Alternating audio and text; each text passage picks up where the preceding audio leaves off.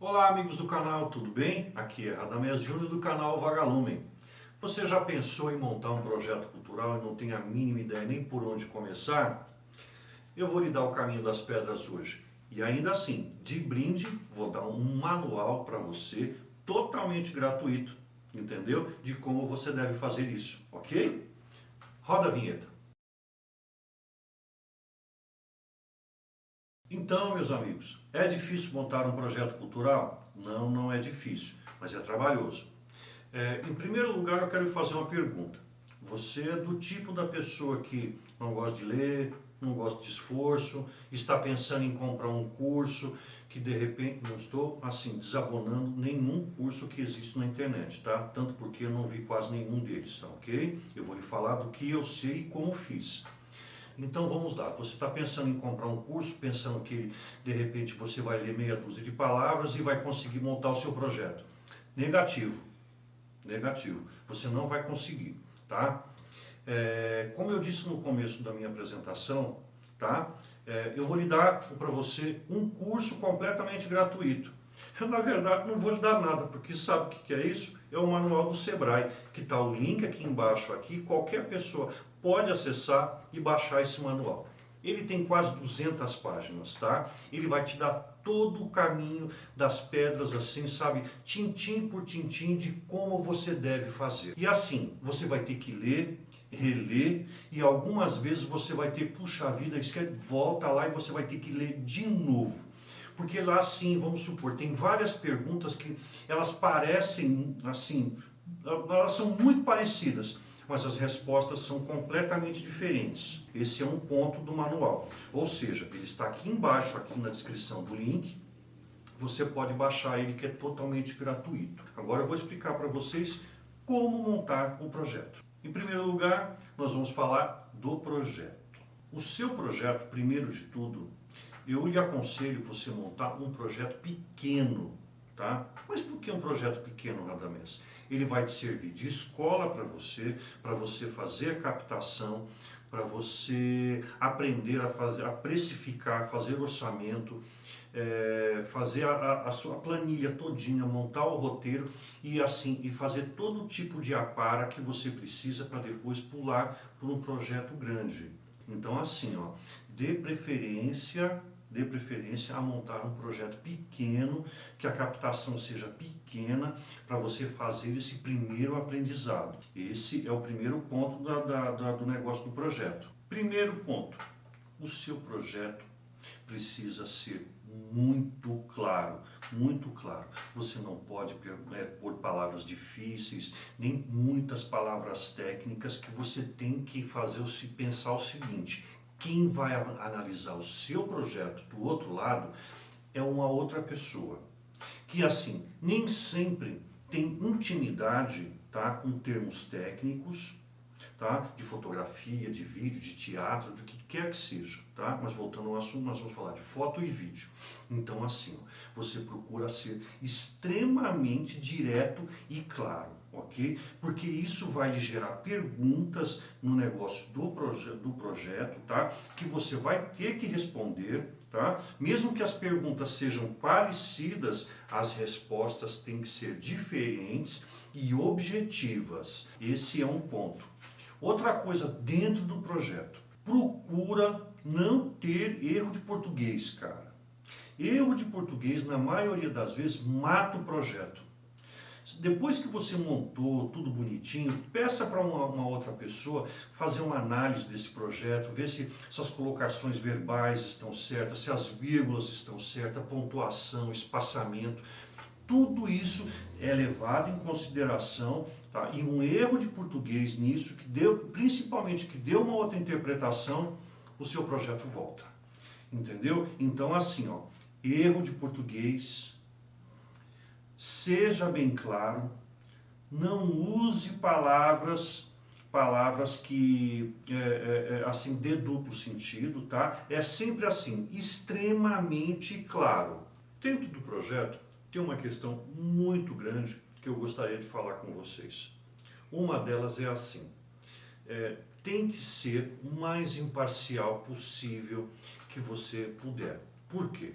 se você for falar de religião, futebol ou qualquer tipo de assunto que gere polêmica, você tem que lembrar o seguinte, como eu falei da primeira vez, quem vai analisar o seu projeto é outra pessoa que não pode ter o mesmo ponto de vista que você tem.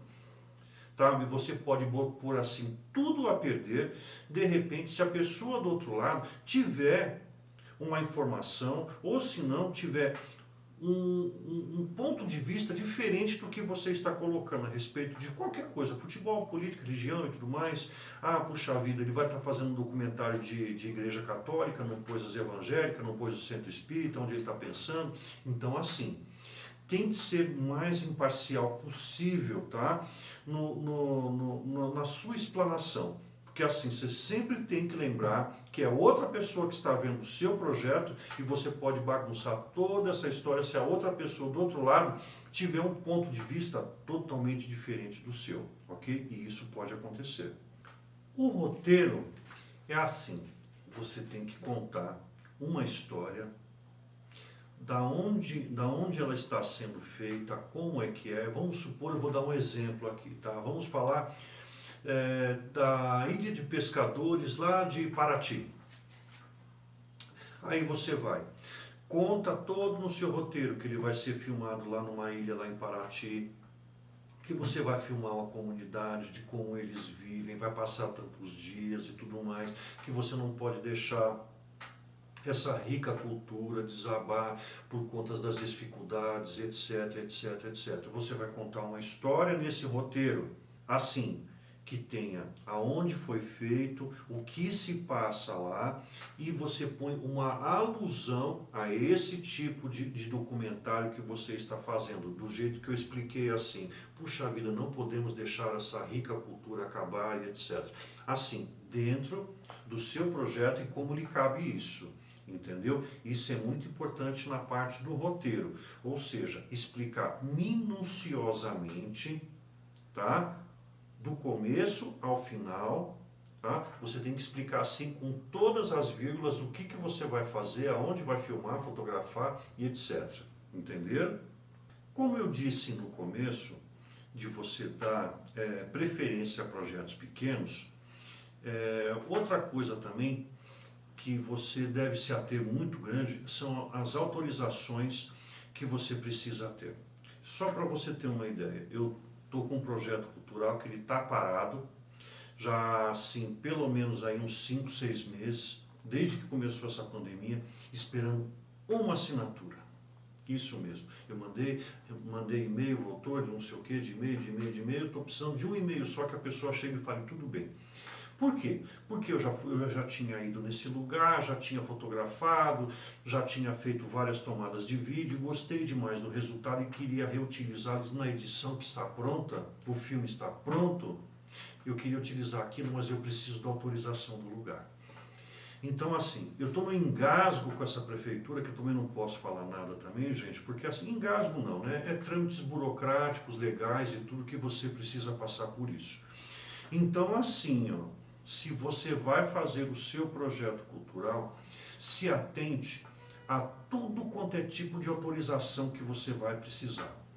Do lugar, das pessoas. E uma coisa que quase ninguém se atenta, assim, vamos supor que tem um cachorro lá. E o cachorro andando no meio do seu contexto ali, da sua filmagem, é uma coisa.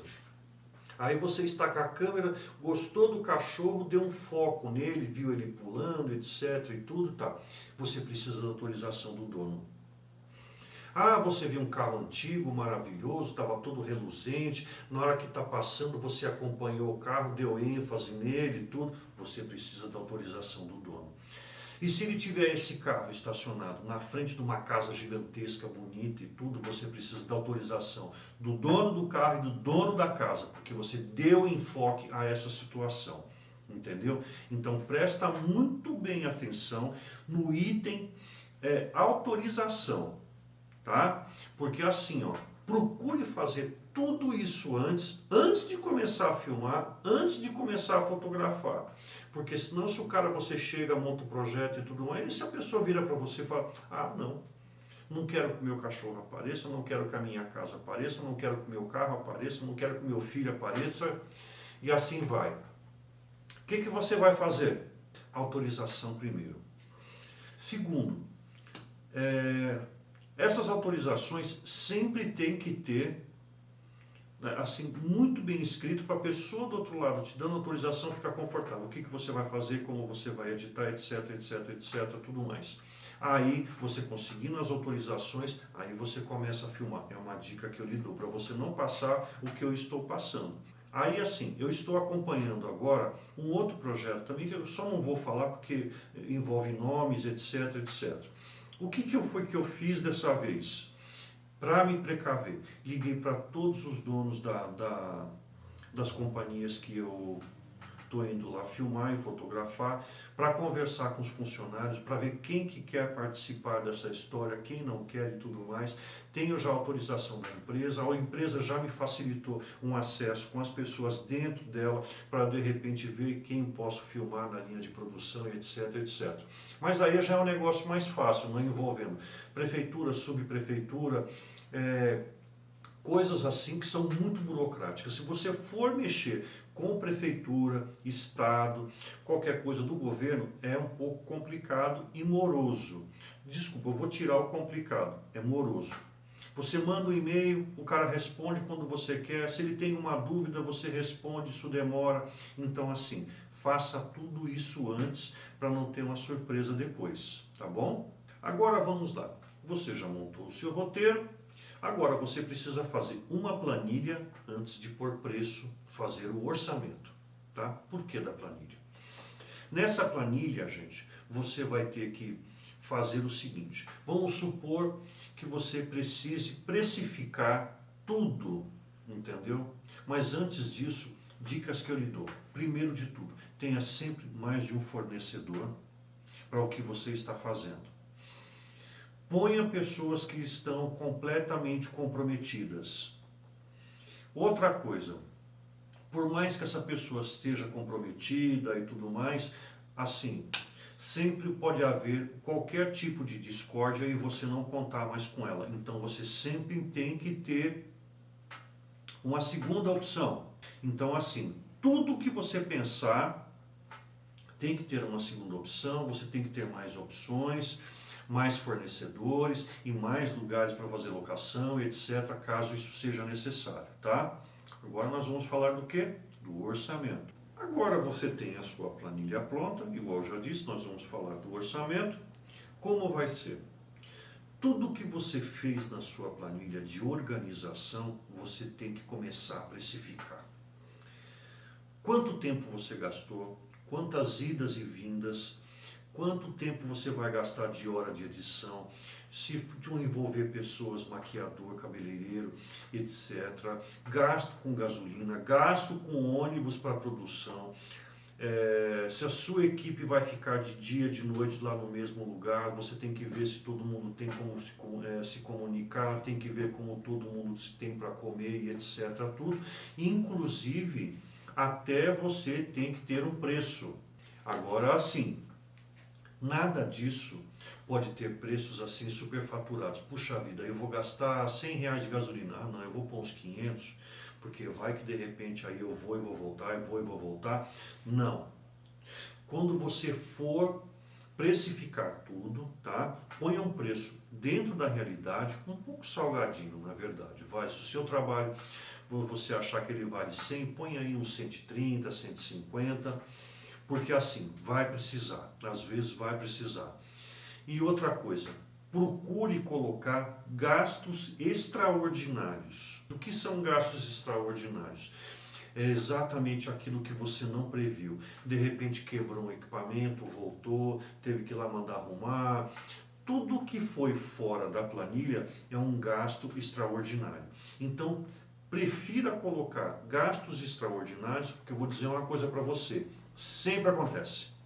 Sempre acontece e às vezes não está dentro da planilha, aí em vez do negócio ir para frente, aí dá um lucrinho para você bacana, o que você acontece? Você começa a pôr dinheiro do bolso, o que vai sobrar às vezes para o seu projeto, para de repente que você pagou todo mundo, pegou a sua mão de obra, tudo, Aí ficou por conta do gasto extraordinário. Então, coloque na sua planilha também gasto extraordinário para você precificar isso também no seu orçamento. Vamos lá, estamos quase chegando no final, gente. E o final, o que que é? É a prestação de contas. Esse item, minha gente, é muito importante mesmo, tá? Por quê? Tudo que você for fazer, você precisa de pelo menos um recibo, pelo menos uma nota fiscal e tudo mais, para você fazer comprovação de gasto.